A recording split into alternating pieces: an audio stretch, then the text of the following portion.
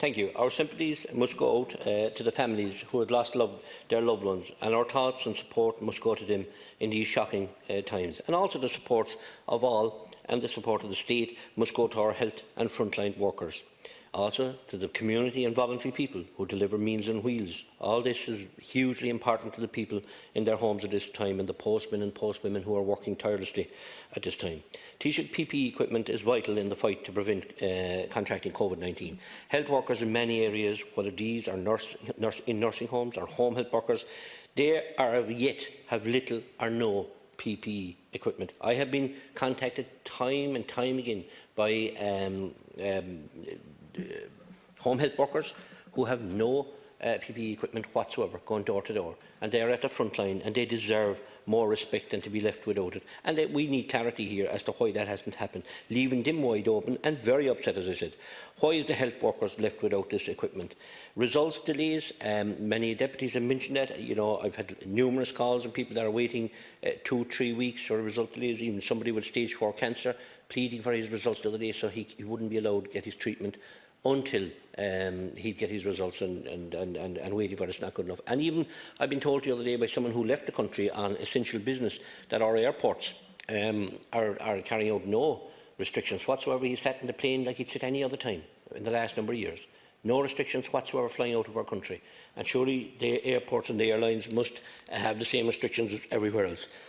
Concerns out in the community have to be looked into. And I do respect, Taoiseach, that you have no magic wand to resolve all. But the upset and the people, especially with the people over 66 who are working, they feel badly done by. And are not asking for 350 COVID money, but are asking for the difference between their pension and the COVID payment you've given to be given to them.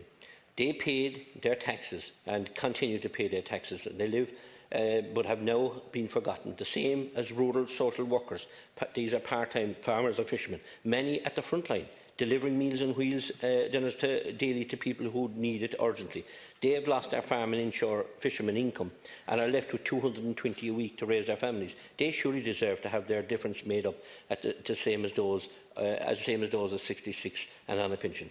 The only relief many of these over 66 to 70 plus got in the last few weeks after adhering to strict stay-at-home guidelines was a grant of up to €500 from the Irish Red Cross and the Age Action Ireland, two great organisations, I may add, to help with our elderly comforts.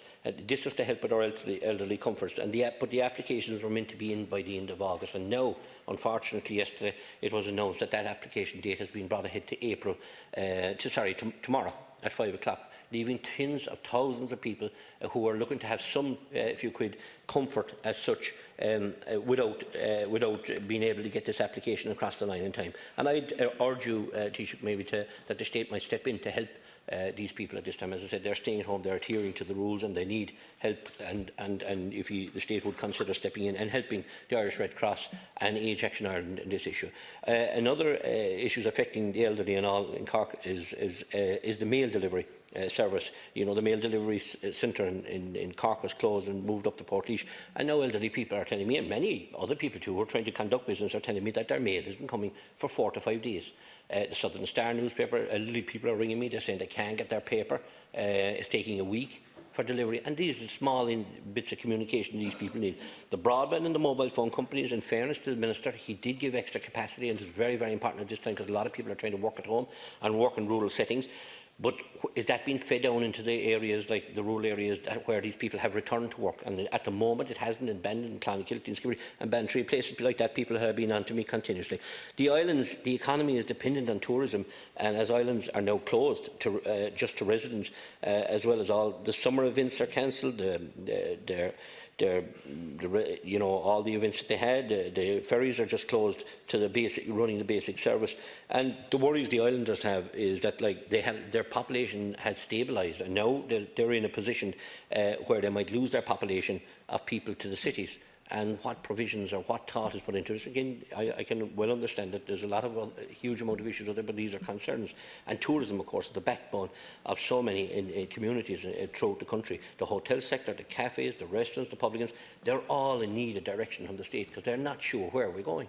and their survival, their very survival. Are they able to open the doors this year? Are they not? And if they aren't able to open it, is there something in place for them to at least survive this crisis? We have to look for beyond this crisis. I do need to talk about the farming sector and the fishing sector, but that's something I'll do at a later stage, maybe with the other ministers. Thank you,